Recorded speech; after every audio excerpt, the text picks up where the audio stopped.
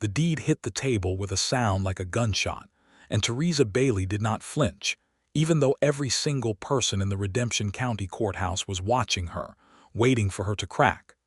"This marriage is a fraud." The words came from Harlan Voss, and he said them slowly, deliberately, like a man savoring the taste of victory.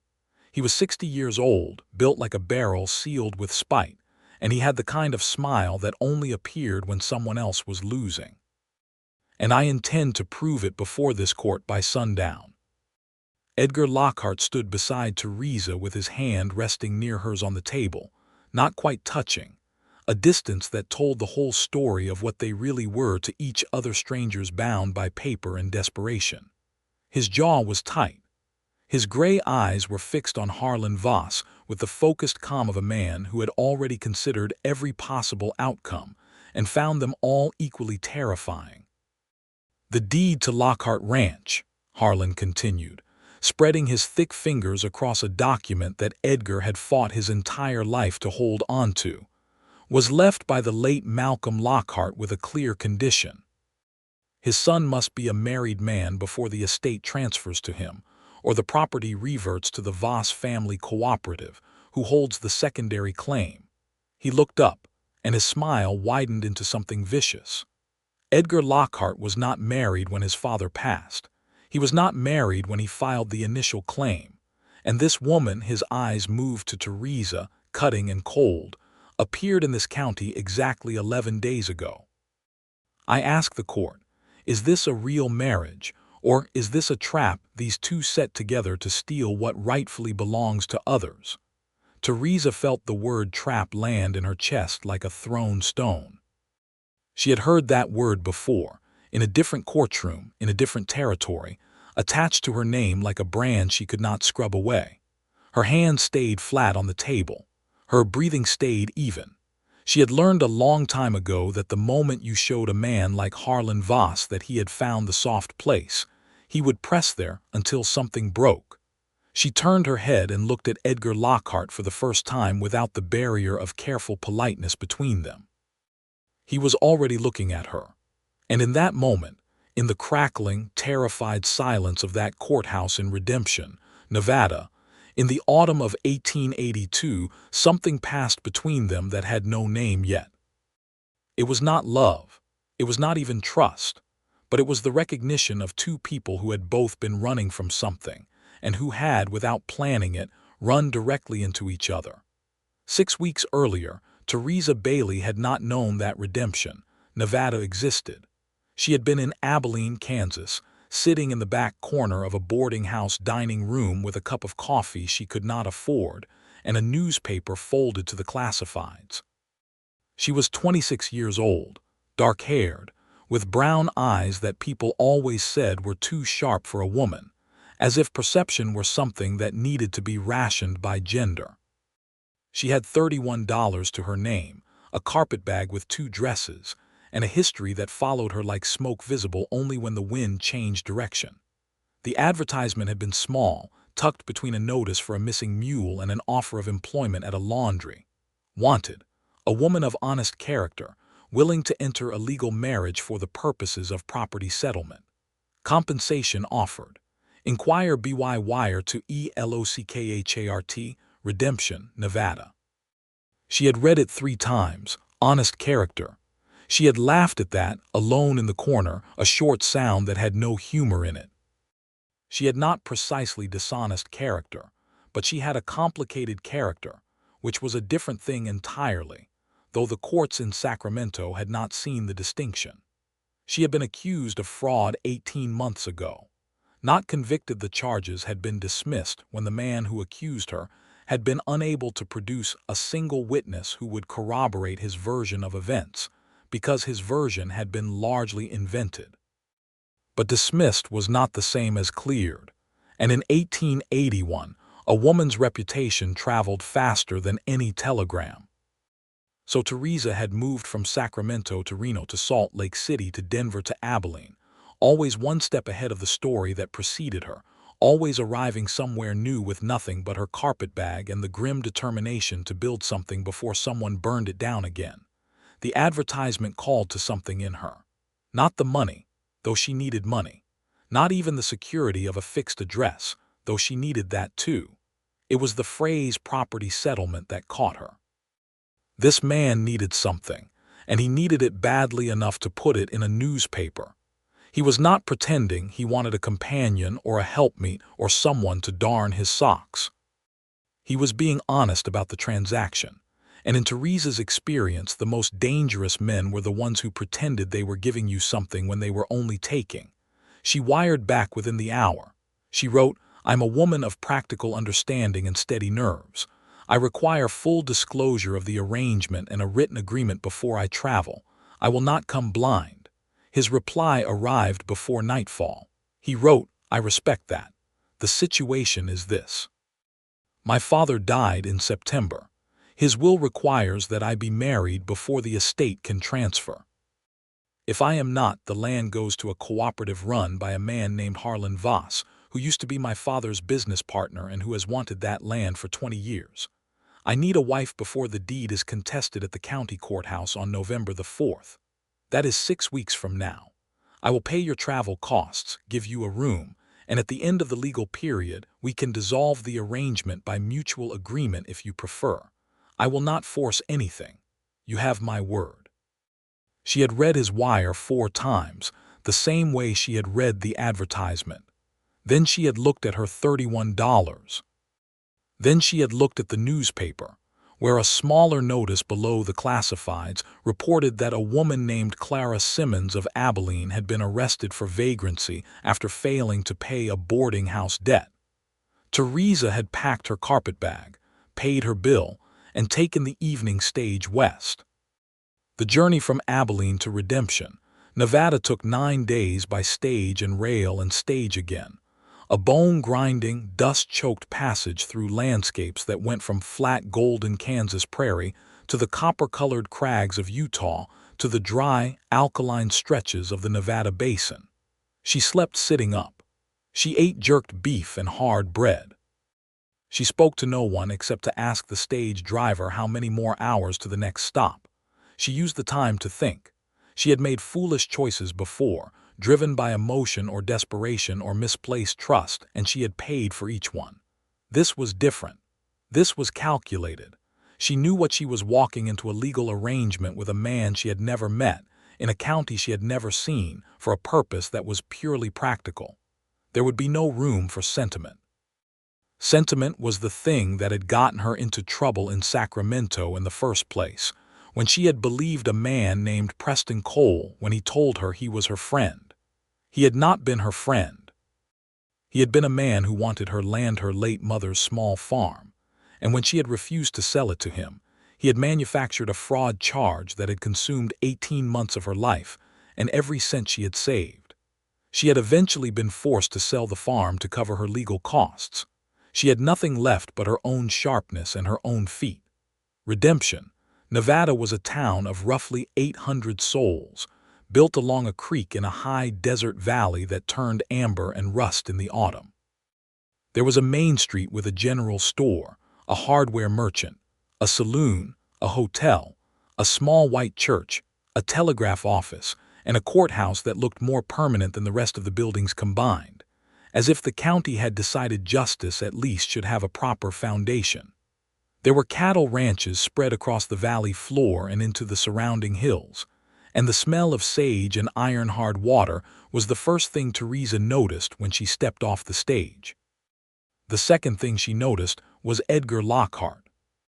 He was standing at the edge of the stage platform in a plain, dark coat, holding his hat in his hands, which she thought immediately was the gesture of a man who was nervous and trying not to show it. He was 31 years old. She knew that from the wire because she had asked, and he had answered without offended pride, with dark brown hair showing the first threads of early gray at the temples, and a face that was weathered in the way of men who worked outdoors in harsh country, not the decorative sun damage of men who posed at it. He was not especially tall. He was not especially handsome in the theatrical sense. But there was a quality of steadiness about him that she registered before she registered anything else, the way you register the temperature of a room before you can name it. He saw her step off the stage, looked at her carpetbag, looked at her face, and said, "Miss Bailey." It was not a question. He had been waiting for her specifically. "Mr. Lockhart," she said. They shook hands. His grip was firm and honest, neither crushing nor limp.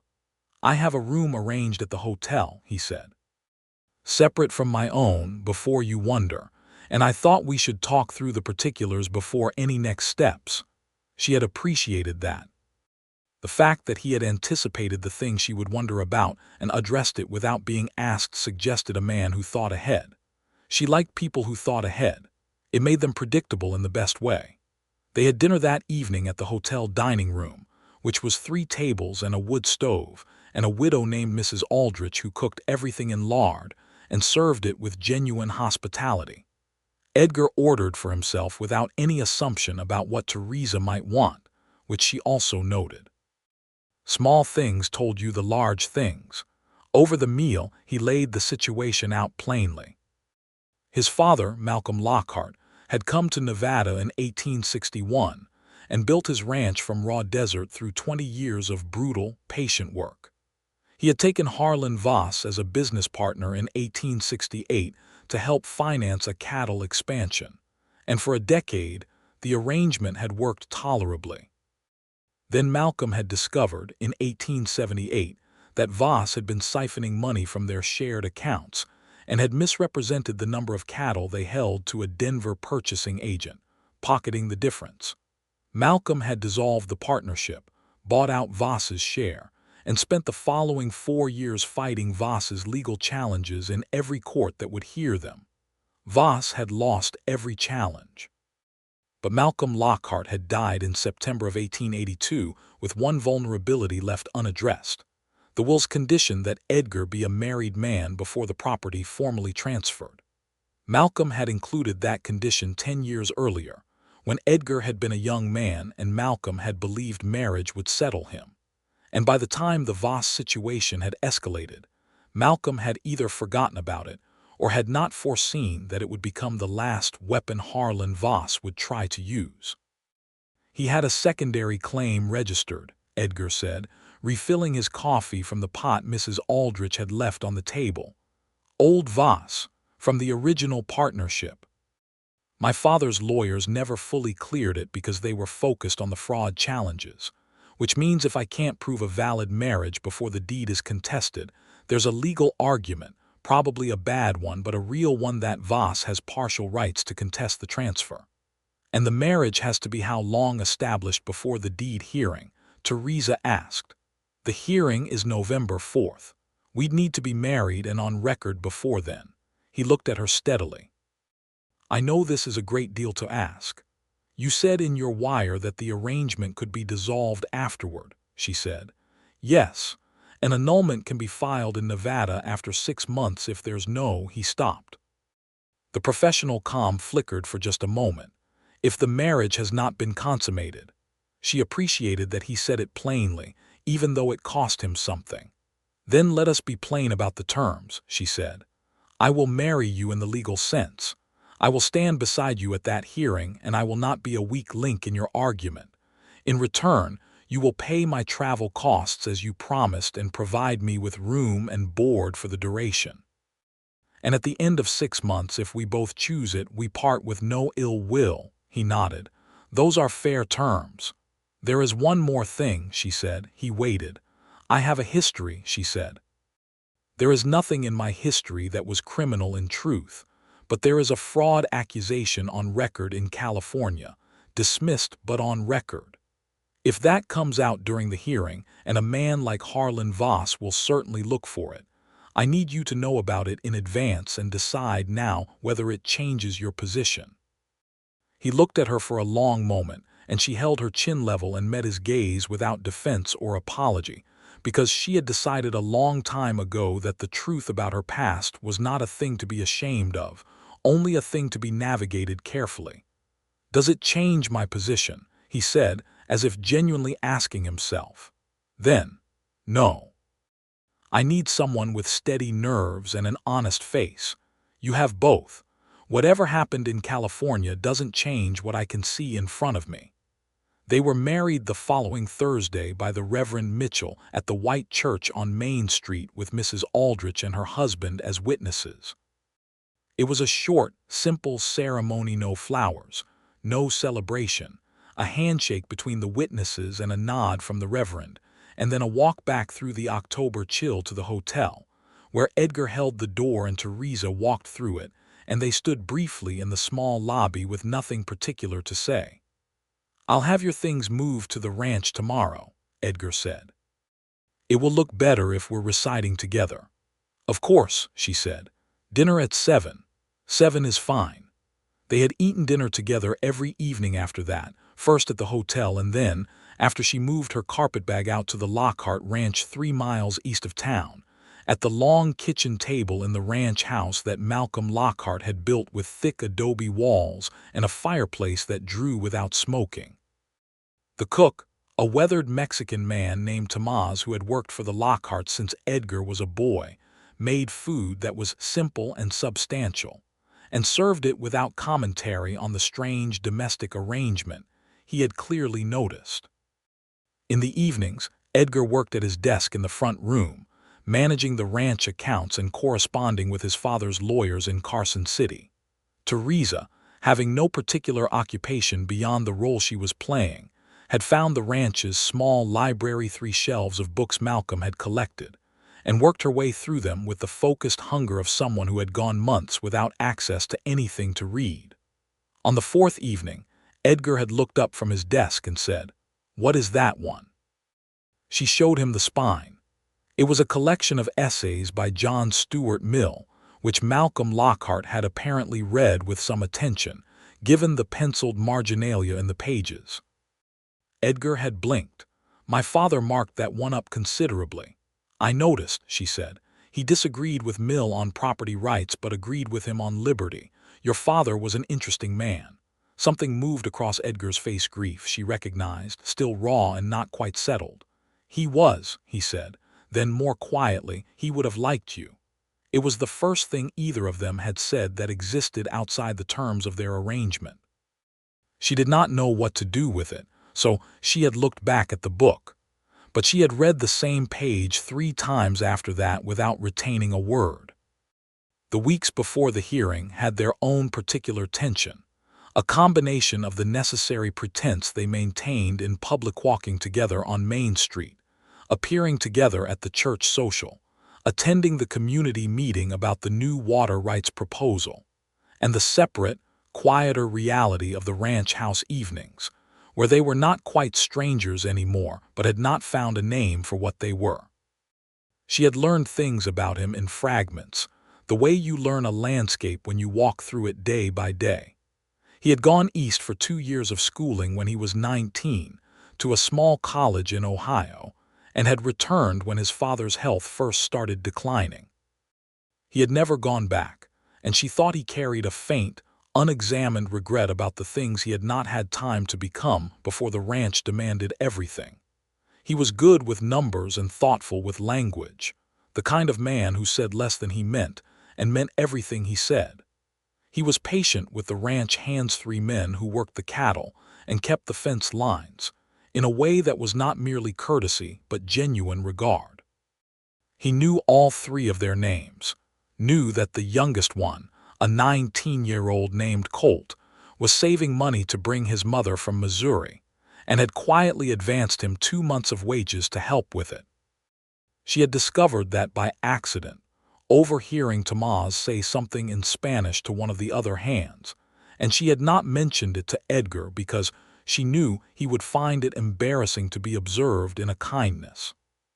She had learned also that he had been briefly, painfully engaged to a woman named Elaine Marsh 3 years earlier, and that Elaine had left Redemption County for San Francisco with another man, a merchant's son with money and no mud on his boots, before Edgar had quite understood what was happening.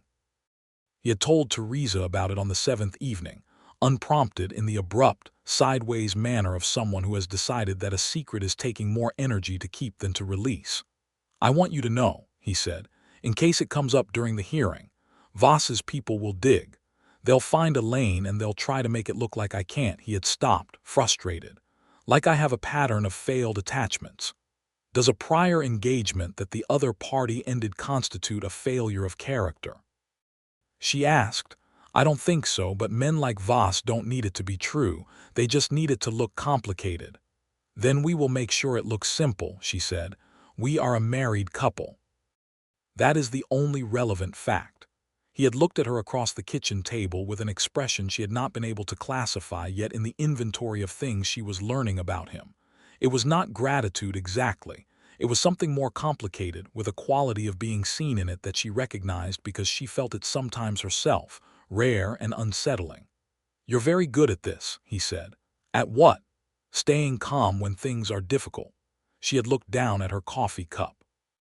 I've had practice, she said.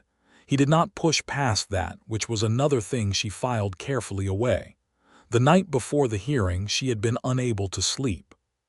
She had lain in her room, Malcolm's old bedroom, which Edgar had given her because it was larger and better situated, an act of consideration that she had been careful not to read too much into, and stared at the ceiling, and thought about all the ways the next day could go wrong. Voss would bring up California. His lawyers would challenge the timeline of the marriage.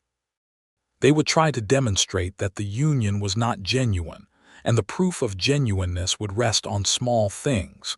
The way she and Edgar looked at each other, the things they knew about each other's daily habits, the quality of familiarity that a real marriage built over time. They had some of that. More than she had expected when she had stepped off the stage 6 weeks ago. But was it enough? She had gotten up, wrapped herself in the heavy wool blanket from the bed, and gone to the front room to sit by the banked fire. Edgar was already there.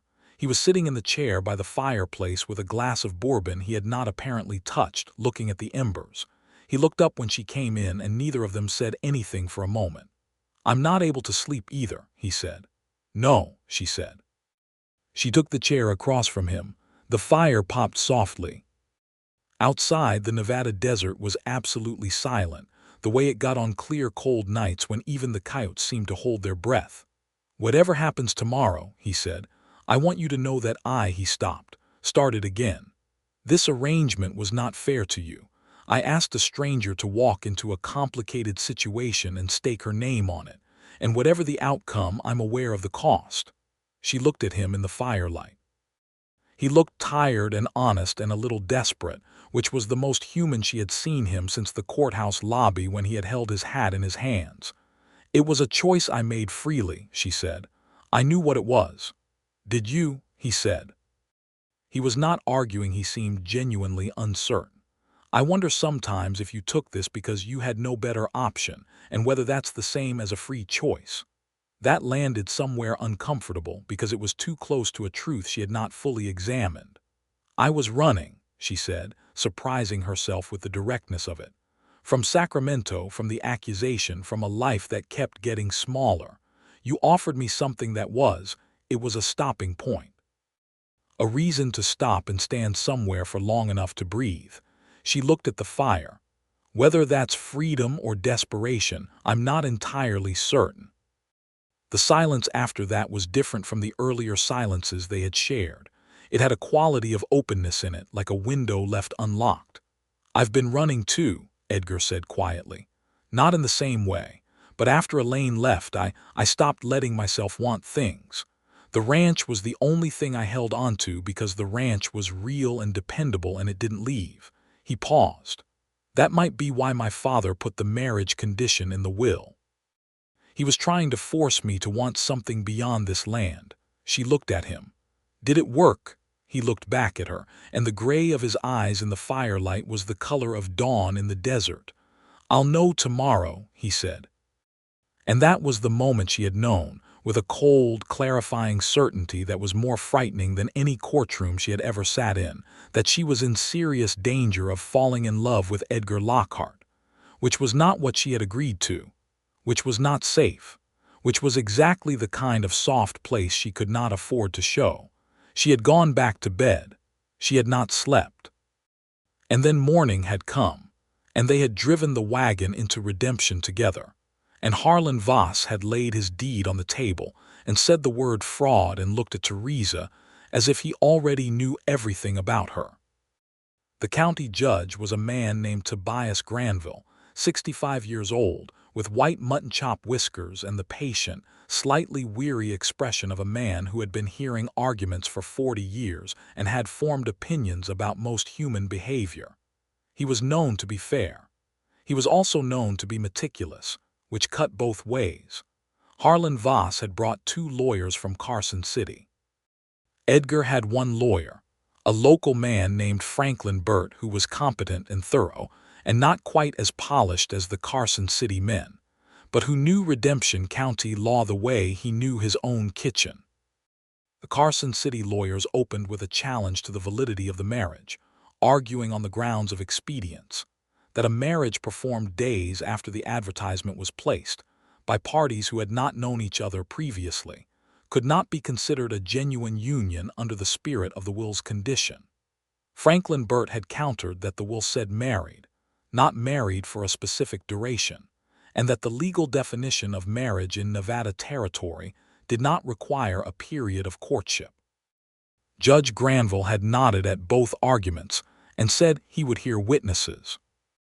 Voss's people called Reverend Mitchell first, and Theresa had tensed, because the Reverend had performed the ceremony and could speak to how brief their acquaintance had appeared. But Mitchell, to her surprise, was quietly fierce on their behalf. "I have known Edgar Lockhart for 15 years, he said from the witness chair. "He is a man of integrity. The woman he chose to marry is—" He had paused, looking at Theresa, and she had not quite understood the expression on his face until he finished. "Is exactly the kind of woman a man marries when he intends it seriously." She had felt something warm and unexpected move through her chest at that. Voss's lawyers then raised California. They had found the record-dismissed fraud accusation, Sacramento, 1881, and they put it before the court as evidence of Theresa's character. Judge Granville looked at the document and then looked at Theresa. "Mrs. Lockhart," he said, "the charge against you was dismissed."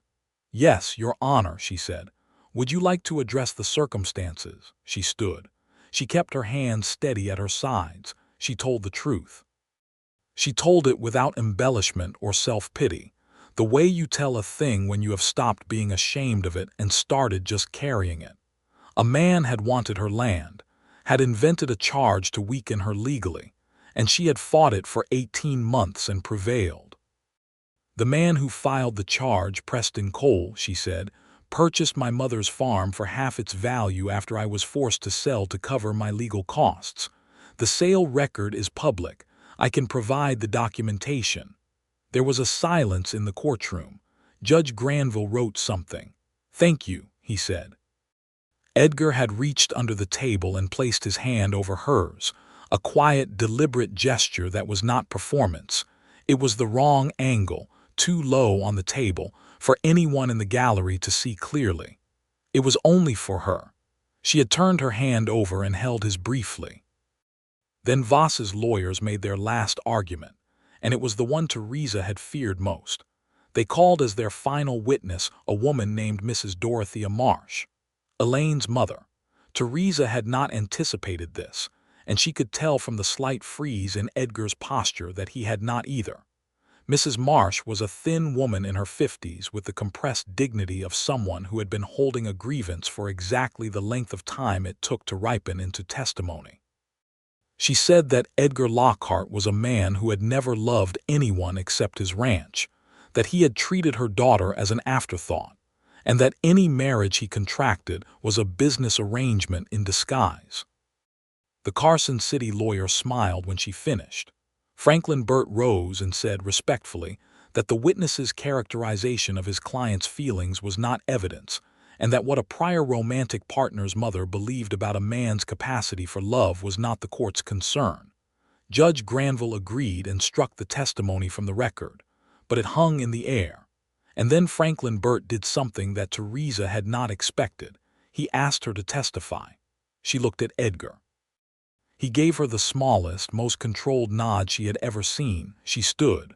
Burt asked her simple questions first: how they had met, when they had married, where they lived. She answered all of them with precise, honest detail, and she watched the Carson City lawyers waiting for the inconsistency that would prove their case, the small factual stumble that would expose the arrangement. It did not come, because she had learned him well enough in those 6 weeks of dinner and firelight and books from Malcolm's shelves, to speak about him the way you speak about someone whose details you have absorbed without noticing. Then Franklin Burt asked, "Mrs. Lockhart, in your experience of your husband as a man, would you characterize him as someone who is capable of genuine feeling?" It was a strange question, theatrically calculated, and she knew what he wanted. A passionate endorsement, the kind a lawyer could gesture to as proof of attachment. But she looked at Edgar, at the tight line of his shoulders, at the controlled tension in his face, at the gray eyes that had looked at her across a firelit room the night before and said, "I'll know tomorrow." And she did not give Franklin Burt what he had staged for. She gave him the truth instead. "He is not an easy man to know," she said. "He holds himself carefully and does not waste feeling on things that don't deserve it." But when she paused, and the pause was real, because the words were arranging themselves in a shape she had not planned. "When he does, it is complete. He advanced wages to a young ranch hand to help him bring his mother west, and he would be mortified that I know about it. He gave me his father's bedroom because it was better situated, and he slept in the smaller room without explaining his reasoning. He told me the truth about Elaine Marsh before anyone could use it against him, not because his lawyer told him to, but because he thought I deserved to know." She stopped. The courtroom was quiet. "That is not the behavior of a man who cannot feel. It is the behavior of a man who feels a great deal and is very careful about who he shows it to." The silence lasted 3 full seconds. Then Harlan Voss leaned toward his lawyer and said something under his breath, and the lawyer shook his head almost imperceptibly, and Theresa understood that she had said something that could not be undone. Judge Granville recessed for 1 hour. He returned and delivered his ruling in 14 sentences. The marriage was valid. The deed transferred. Harlan Voss's secondary claim was formally and finally dismissed, and any future challenge on the same grounds would be treated as harassment and prosecuted accordingly. The Lockhart Ranch was Edgar Lockhart's in full, as his father had intended. The courtroom exhaled. Edgar sat very still for a moment, the way a man sits after a long time of holding something heavy and finally being allowed to put it down.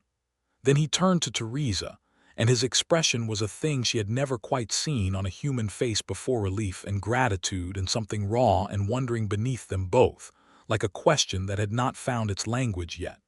"Thank you," he said. It was only 2 words, and they were entirely inadequate, and she thought he knew it. "You're welcome," she said, also inadequate, also the best either of them could do right then.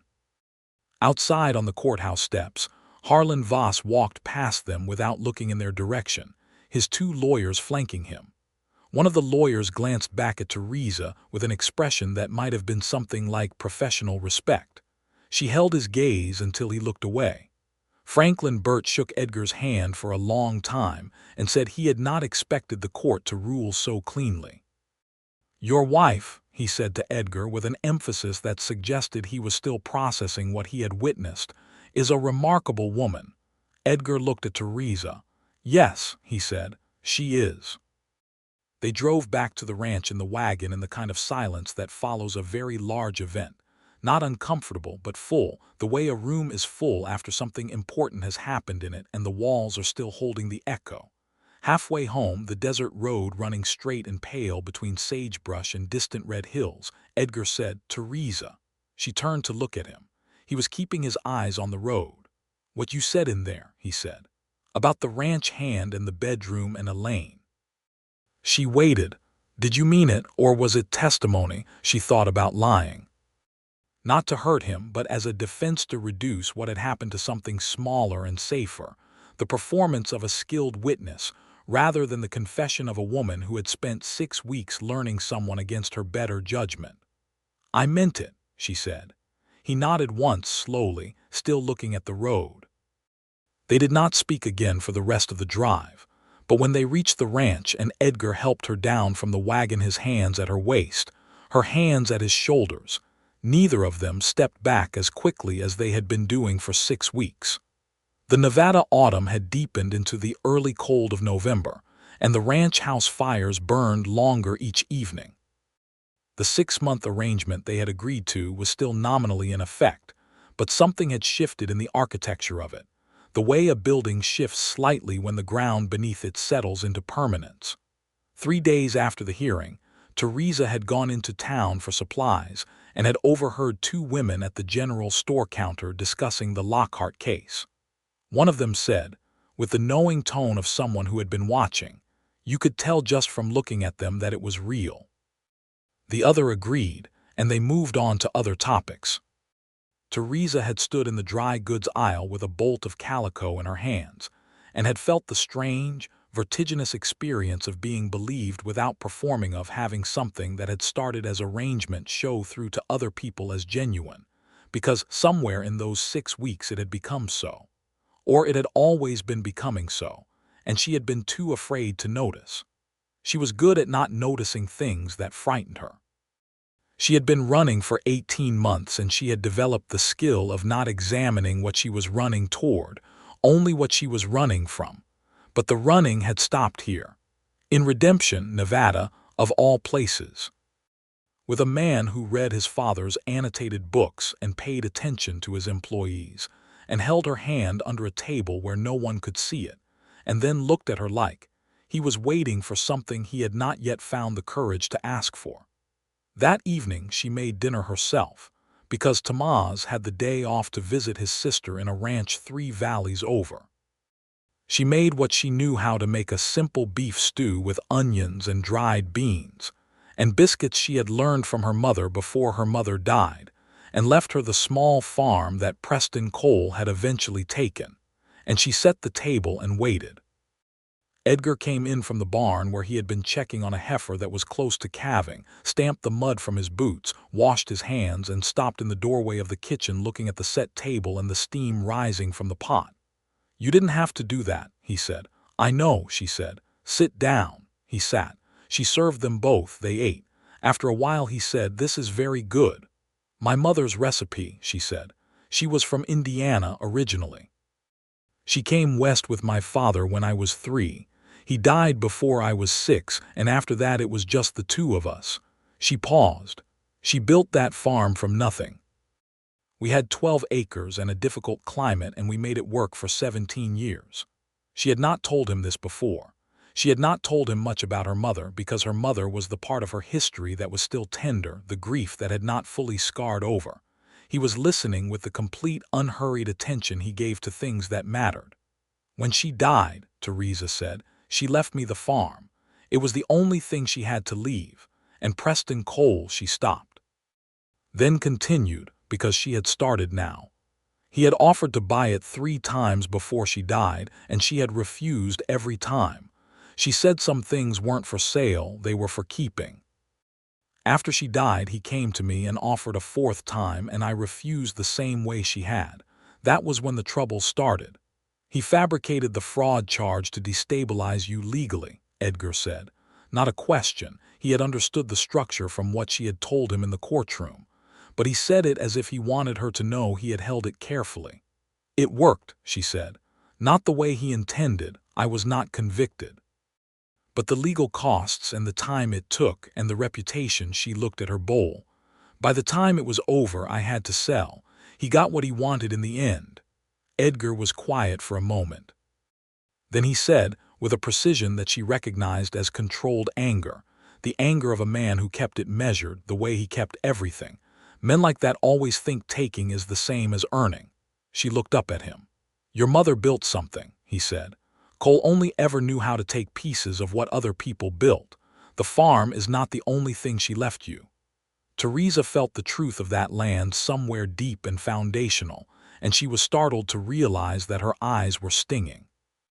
She did not cry easily. She did not cry, generally, because she had learned that it was the one vulnerability people never forgave you for showing. But there was something about Edgar Lockhart's steady, clear-eyed respect, not pity, never pity, that undid her just slightly. She pressed the feeling down and said, "Thank you, in a voice that was mostly steady. He reached across the table and covered her hand with his, the same way he had done under the courthouse table, but now there was no gallery, no judge, no strategy. Just two people in a kitchen with the stove crackling and the night pressed close against the windows. "Theresa," he said. She looked at him. "I would like to renegotiate our terms." Her heart did something complicated. "What terms?" "The 6-month agreement," he said. "The annulment provision." She was very still. "I don't want to assume anything," he said, and his voice was careful in the way of a man who has thought about every word before he says it. "And I won't press you if you've decided what you want is to leave when the 6 months are up. You have that right, and I meant it when I said it. But he stopped. His jaw moved slightly. "I find that I don't want you to leave, and I thought I should say so plainly rather than make you guess." She looked at him for a long time. She thought about Sacramento and the accusation and 18 months of running. She thought about $31 and a classified advertisement in the back of an Abilene newspaper. She thought about getting off a stage in a strange town with nothing but a carpetbag and the grim determination to not be destroyed again. She thought about a firelit room and a man who said, "I'll know tomorrow," and looked at her like a question. "I have not been good at staying in one place," she said carefully. "I don't know if that's who I am or if it's only what I've learned to do." "I think," Edgar said, "it might be what you've learned to do," and I think his thumb moved slightly against her hand. "I think you're learning something different now." She looked at him and she thought he was right, and she thought it frightened her deeply and completely, and she thought that was perhaps the truest sign that it was real, because the things that didn't matter you could walk away from without fear. "All right," she said quietly. He looked at her steadily. "All right, you'll stay. All right, I'll stay." The winter came fast to Nevada that year. Early snow in the high passes and iron frost along the creek beds, and the ranch contracted into itself in the way of working land in winter. The rhythm of it feeding, fencing, checking stock, watching weather becoming the structure of their days. Edgar taught her to ride properly, on a solid bay mare named Mesa who was patient and broad-backed and not given to drama, which was ideal for a new rider. Theresa had sat in the saddle before, but not well, not with any real confidence in her ability to communicate with the animal rather than simply being transported by it. Edgar showed her things without condescension, teaching from beside rather than above, adjusting her posture with a hand on her shoulder that was light and professional, and left her thinking about it afterward in a way that was neither light nor professional. On the second riding lesson, she fell. Not dramatically. Mesa had shied at a jackrabbit, and Theresa had gone sideways into the dust of the corral with a thud that produced more embarrassment than injury. She was on her feet before Edgar reached her, brushing her skirt down and looking at the mare with an expression that might have been called dignified if it had not also been slightly cross-eyed from the impact. Edgar had looked at her from astride his own horse, and then he had laughed. She had not heard him laugh before. It was a short, warm sound, genuine and unguarded, and it rearranged her understanding of his face entirely. "Are you hurt?" he asked, still with the remnant of the laugh in his voice. "Only my dignity," she said, which was probably due for a reduction. He dismounted and came to her and looked her over with practical efficiency, shoulders, wrists, a question about her hip where she'd landed, and then stood close enough that she was aware of the warmth of him in the cold air. "Mesa shies at rabbits," he said. "I should have warned you." "Yes," she agreed. "You should have. I apologize. I'll accept the apology if you teach me how to prevent it next time." He looked at her, the warm look, the one she was collecting against her better judgment, the one she tried not to examine too closely because they tended to make her chest do inconvenient things. "Everything about you is a negotiation," he said. "Everything about me is practical," she said. "Sometimes those are the same thing," he said. Then he put out his hand to help her back onto Mesa. December came and Christmas approached, and the town of Redemption had a community celebration at the church hall on Christmas Eve, a potluck supper and carol singing, and a tree dragged in from the high country by 3 of the Hendricks boys who ran a timber claim. Edgar and Theresa went together. which was unremarkable in itself, except that over the course of the evening, Theresa found herself doing things she had not done in a very long time. Laughing at something Reverend Mitchell's wife said, accepting a second cup of mulled cider, learning the name of the new baby that the Garza family had brought wrapped in a blanket and passed around for everyone to admire. His name was Aurelio, 8 weeks old, with the placid, heavy quality of a baby who has recently decided that the world is more or less acceptable.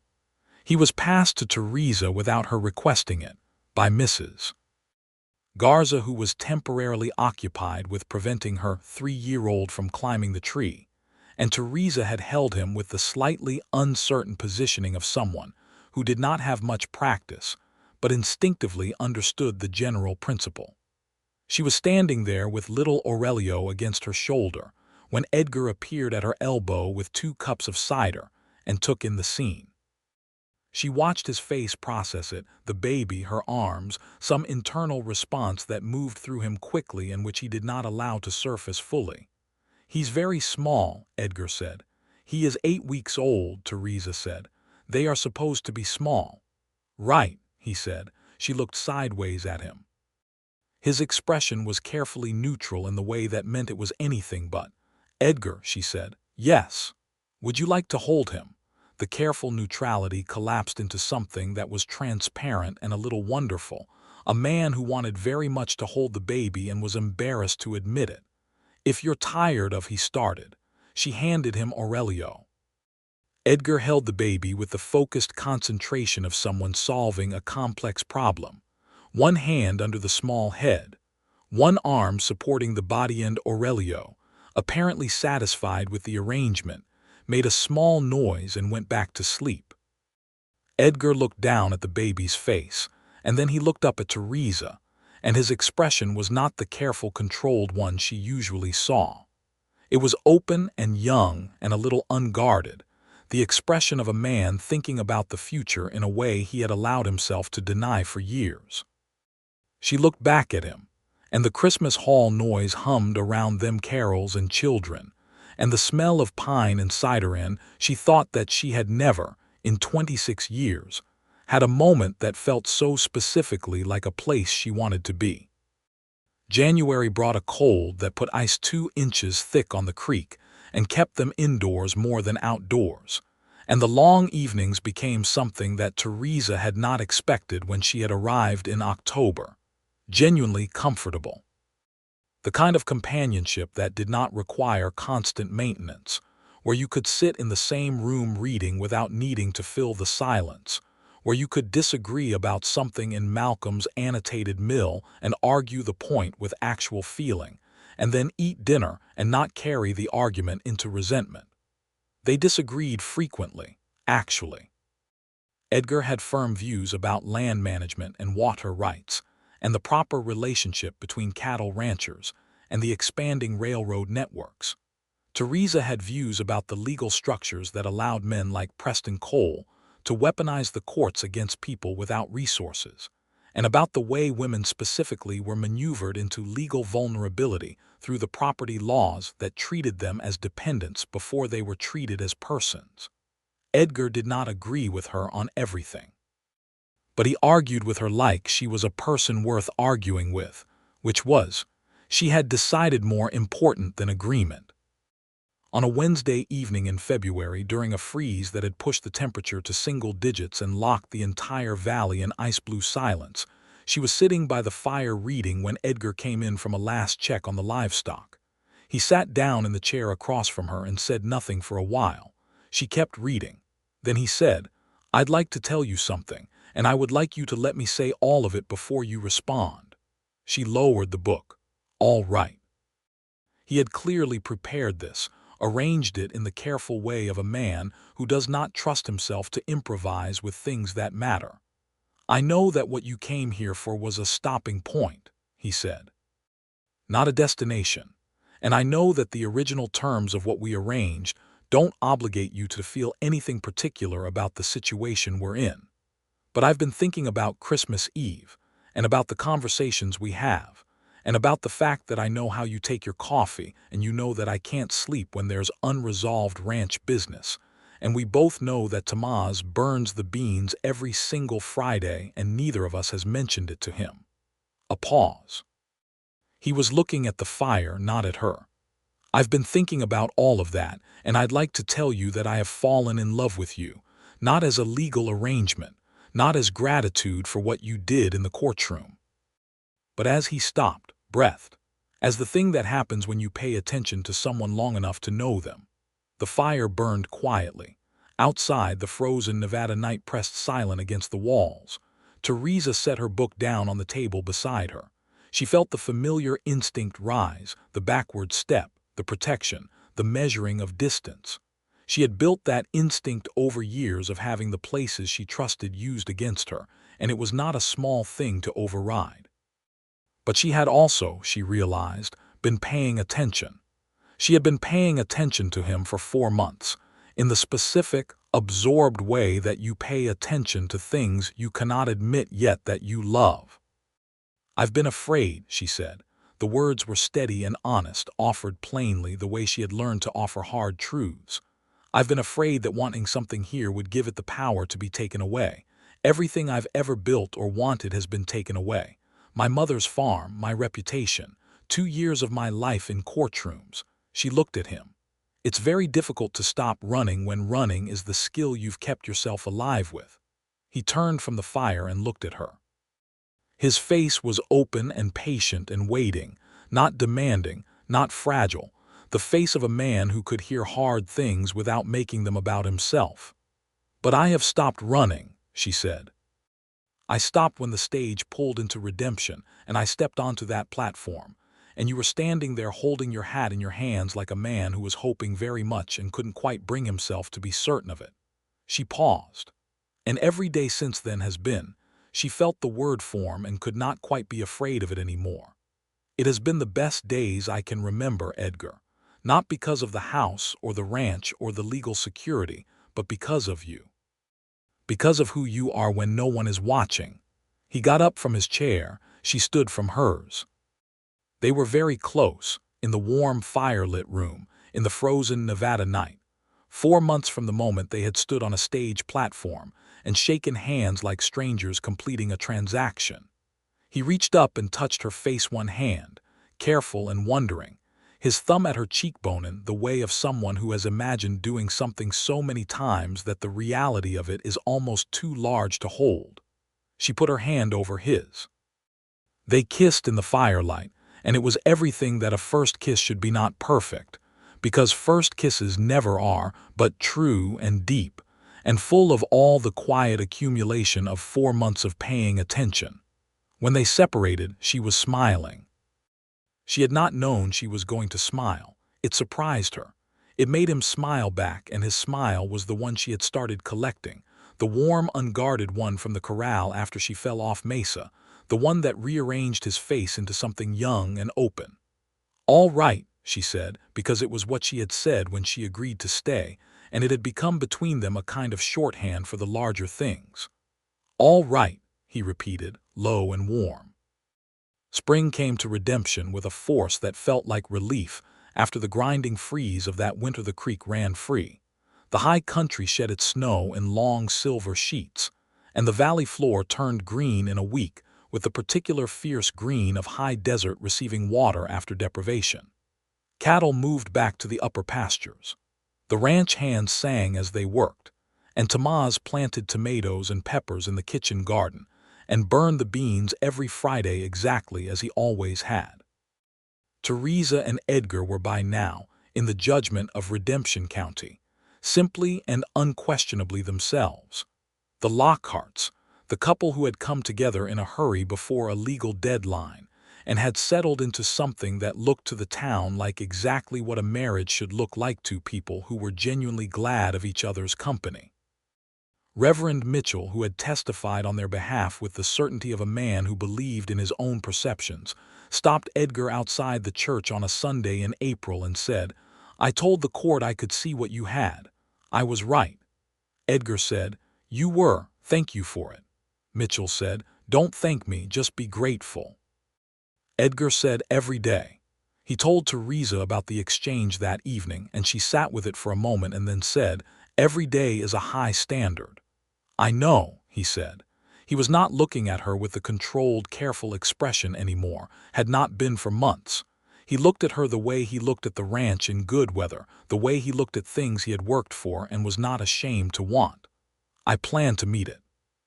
She had laughed, her real laugh, not the short sound from the Abilene boarding house, but the full, warm one that she had not trusted herself to use for a very long time. In May, something unexpected happened. A letter arrived addressed to Edgar from a lawyer in Sacramento, not his father's lawyers in Carson City, but a firm she did not know. She handed it to him unopened, watching his face as he read it. His expression went through several adjustments before settling on something careful. "It's about Preston Cole," he said. She went very still. "He's dead," Edgar said. "Died in February. Fell from a building in Sacramento under circumstances that the police there have apparently classified as suspicious." He looked up at her. "The lawyer writes that Cole's estate is being liquidated, and that there is a prior sale on record for a property in Butte County. Your mother's farm that is being reviewed as part of a broader investigation into Cole's business practices. Apparently he wasn't just predatory with you. He had a pattern." He continued reading. "The lawyer asks whether you would be willing to make a statement about the circumstances of the 1880 sale." Theresa stood in the kitchen with the spring light coming through the window, and she felt the weight of something that had been pressing on her since before she was 25 years old lift. Not entirely nothing lifted entirely, but enough to change the balance. "Will you help me write it?" she said. "Of course," he said. "Whatever you need." They wrote the statement together over 3 evenings, a precise, documented account of Preston Cole's campaign to acquire her mother's farm, the fabricated fraud charge, the legal costs, the forced sale. Edgar helped her structure it with the care of a man who understood what well-organized facts could do in a legal proceeding, and Theresa wrote the substance of it in her own words, with the clear, unsparing language she had learned to use when speaking about painful things. The letter went to Sacramento in June. In August, a second letter came. The investigation had found that Cole had used the same tactics against 4 other landowners in Butte and Nevada counties, and that the estate was to be partially distributed as compensation to those harmed parties. Theresa would not get the full value of the farm. The legal language was careful about that, but she would receive a settlement that was real and substantial. She sat down when she read it, actually sat down in the kitchen chair with the letter in her hand. Edgar came in from the yard, read her face, crossed the room, and crouched in front of her. "What happened?" She showed him the letter. He read it, looked up. "Theresa." "It doesn't fix everything," she said, because she had to say that first before she could say the rest. "It doesn't give back the years or my mother's actual farm or the reputation I had to rebuild, but she stopped. It acknowledges the truth," he said. "Yes," she said. "Someone put it on paper and stamped a seal on it. My mother built something real and someone took it dishonestly and the record now says so." She looked at him. "That is not nothing." "No," he said. He took her hand. "That is very far from nothing." She had cried then. Quietly, without spectacle, the way she cried on the very rare occasions when she allowed it, not from weakness but from the release of something long held. He held her hand through it and did not say anything, which was exactly right. After, they sat together in the kitchen with the summer evening pressing warm and golden against the windows, and she thought that redemption. Nevada was a name she had barely registered when she first read it in the newspaper advertisement, but that names sometimes told you things before you were ready to hear them. On a Saturday in September, exactly 1 year from Malcolm Lockhart's death, Edgar had a proposal. Not the kind she might have expected. He was not a man who did dramatic gestures, and she would have found it uncomfortable if he had been. What he did was this. Over dinner, with Tomaz's beans in a pot and the evening air coming cool through the open window and the crickets beginning their autumn song outside, he said, "I've been thinking about the East pasture." She looked at him. She had learned that when he started with something practical, it was building towards something else. "It's good land," he said. "Not currently under cultivation. It would take work, but it would respond to it." She waited. "I thought," he said carefully, "that it might be something you could want to put your name to, legally. Your own plot, your own registered claim under your name, not mine. Yours." He looked at her directly. "You came here running from a land that was taken from you. It seems to me that you should have land that can't be taken." She looked at him for a long time. He continued, "We could work it together, but the deed would say Bailey Lockhart, or Lockhart Bailey. You can decide the order." A pause that contained the faint outline of something uncertain, almost shy. "If you want to keep Bailey, I thought you might." "My mother's name was Bailey," she said. "I know." She reached across the table and put her hand over his, the way he had done to her in the courthouse a year ago, the way they did when words were not quite sufficient. "Bailey Lockhart," she said. "In that order." His face opened into the warm, unguarded smile. "In that order," he agreed. That autumn, they registered the East Pasture claim at the county courthouse, same building, same courthouse, same clerk's window where a year ago Harlan Voss had laid a contested deed on the table and called it fraud. This time the deed said what Theresa Bailey Lockhart wanted it to say in her own name, and the clerk stamped it without comment, and Edgar held the door. Harlan Voss, for his part, had not been seen much in Redemption since the November hearing. There were reports that he had sold his interests in the valley and moved his operation to Arizona territory. Whether this was true or merely hopeful rumor, the fact remained that he was not in evidence, and the Lockhart Ranch existed in the particular piece of a place where the siege has ended. By the second winter, the ranch house had the feeling of a home that had been inhabited with intention books with notes from two different readers in the margins, a calendar on the kitchen wall in Theresa's handwriting with ranch tasks and Tomas's day off, and the dates of the community meetings she had, somewhat to her own surprise, become an active participant in. She had become involved with a project through the church that she had not expected, a school. Redemption had children, and no formal schooling, beyond what the Reverend's wife could manage 3 mornings a week in the church hall. Theresa, who had more education than most women in the county, and a deep conviction about what absence of learning cost people who could not afford it, had joined the committee to petition the county for a school building and a funded teacher.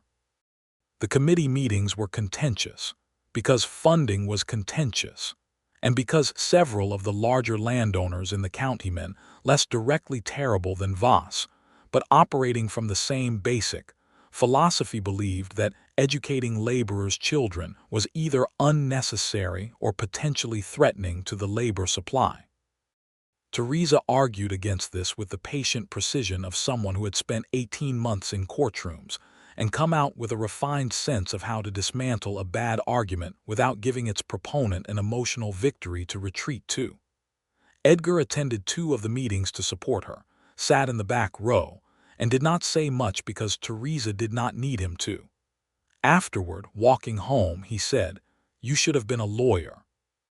"In 1882, she said, "that would require me to be someone substantially different from who I am." "Times change," he said. "Not fast enough," she said then, "but faster than they used to." The school petition succeeded in the spring of 1884. A modest schoolhouse was built on the edge of town, funded through a combination of county allocation and private subscription, and a teacher named Miss Abigail Crane arrived from Ohio, young, capable, slightly terrified, and steadied by the determined welcome of the women of Redemption who had worked to bring her there. On the day the school opened, with 34 children seated on benches inside and their parents crowded at the door and windows, Theresa stood at the back of the room and felt something that it took her a moment to name. Edgar found her in the crowd and stood beside her, his shoulder against hers. "What are you thinking?" he asked quietly. "That my mother would have," she stopped. "She used to say that the thing you fight for on behalf of other people's children is always worth more than the thing you fight for only for yourself." She looked at the schoolroom, at the light through the new windows and the young teacher at the front and the children with their slates. She was right. He put his arm around her shoulders, right there in the crowd, without caring who was watching. She leaned into it. In October of 1884, 2 years after Theresa had stepped off a stage in Redemption with $31 and a carpetbag, she discovered she was pregnant. She told Edgar in the kitchen on a Tuesday morning, plainly and without preamble, because she had learned that he received important information best when it was given to him straight. She said, "I am expecting a child. I believe the timing puts it in late April or early May." He put down his coffee cup. He looked at her with an expression she had not seen before, not because it was unfamiliar in its components, which were all things she knew about his face now.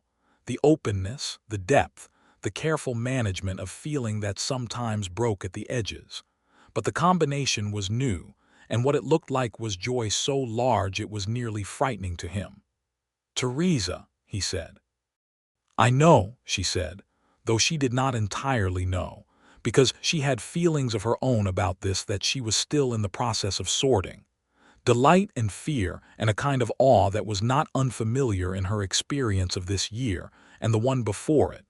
The experience of finding that the things you had stopped expecting were still possible. He got up from his chair and came to her and held her face in his hands and looked at her with the whole of himself. The Edgar Lockhart who had come to meet a stage carrying his hat because he was hoping very much. The man who had paid a ranch hand's wages quietly and given her his father's bedroom and said, "I'll know tomorrow," and meant something by it that had taken months to fully land. "I am so glad you are here," he said. "I am so glad you stopped." She put her hands over his. Outside, the Nevada autumn was doing what Nevada autumns did, turning the valley amber and rust, the same colors it had been the day she arrived. "So am I," she said. The winter of 1884 into 1885 was gentler than the previous two, the snows lighter and the cold less vicious, as if the weather itself had decided to be civil. Theresa's pregnancy progressed with the sturdy, uncomplicated logic of a woman in good health living in good conditions, a thing that she did not take for granted, because she had seen what happened when those conditions were not present, had watched neighbors in Sacramento manage pregnancies in poverty with results that put shadows under her gratitude. Tomás, when he was informed, had produced from somewhere a small carved wooden horse that he had apparently been making in his off hours, and presented it with the dignity of a man making an offering, saying in his careful formal English that it was for the child when the child was old enough to want it. Edgar had thanked him. Theresa had kissed him on the cheek, which had produced a profound blush, and apparently was discussed among the ranch hands for several days. Edgar spent that winter quietly redesigning part of the ranch, house-adding a room off the main bedroom, wide-windowed and warm-walled, with space for a crib and later for more. He did the work himself on Sundays and in the long winter evenings, and she would sit with her book and watch him measure and fit in sand. And the domestic completeness of it was something she had not imagined for herself, that she had trained herself not to imagine because imagining had felt like tempting fate. She had stopped being afraid of imagining things. In late April of 1885, on a morning when the desert light was pure and gold, and the creek ran bright with snowmelt, Theresa gave birth to their son. He was healthy and loud and dark-haired like both of them, and he arrived in the ranch house with the assistance of Mrs. Aldrich, who was the closest thing Redemption had to a midwife in addition to being its best cook. And by the time Edgar was allowed into the room, the boy was wrapped, and Theresa was pale and spent, and looking at the small face with the expression of someone who has just discovered that a country they had always heard about exists and is real. Edgar sat beside her and looked at his son with the expression she had first seen at Christmas, holding little Aurelio Garza in the church hall, open and young and full of something future-facing. "He looks like you," Edgar said. "He looks like a very small person," Theresa said. "He will look like someone specific later, I'm told." "Still," Edgar said. He touched the baby's cheek with one finger, extraordinarily careful. Then he looked at her. "Are you all right?" "Tired," she said. "Very tired, but yes." "Good," he said. And then, with the simple completeness of a man who means exactly as much as he says, "You're extraordinary." She had not managed a word in response, which was rare for her. She had only taken his hand. They named him Malcolm James Lockhart, Malcolm for Edgar's father, James for Theresa's father, who had come west from Indiana in 1858 and died in 1864 of pneumonia, and whom Theresa had been 3 years old when she last saw and had carried only in fragments of memory and her mother's stories. Malcolm James Lockhart grew with the purposeful energy of a child who has decided that the world is interesting and worth investigating urgently. He walked at 10 months, spoke in full sentences at 18, and had by the age of 2 developed a passionate attachment to both the wooden horse Tamaz had carved and to the cattle, whom he regarded with a solemn fascination that sent the ranch hands into quiet, delighted amusement. Tamaz, for his part, appeared to have been quietly waiting for a child to teach Spanish to, and proceeded to do so without asking anyone's permission, which was fine because Theresa considered it a gift. In 1887, when Malcolm James was 2 years old, Theresa told Edgar she was expecting again. This time he did not set down his coffee cup. He had learned in the 2 years of parenthood to maintain more composure under significant announcements. Instead, he smiled slowly, the warm, unguarded smile that was still her favorite of all the things his face could do. "When?" he said. "December," she said. "A winter baby," he said. "Yes," she said. He reached over and squeezed her hand. "Good," he said. It was the simplest possible response, and it was perfectly right. Their daughter arrived in late December of 1887, fierce and dark-eyed and thoroughly opinionated from the first hour of her life. They named her Clara Louise Lockhart, Clara, for the woman Theresa had read about in the Abilene newspaper, the woman arrested for a boarding house debt, because Theresa had never forgotten what it meant to be one piece of bad luck from disaster, and she wanted her daughter's name to carry that memory as a kind of promise. Louise for the mother of one of the ranch hands who had made the long trip from Missouri to Nevada to see her son and stayed because she liked the valley.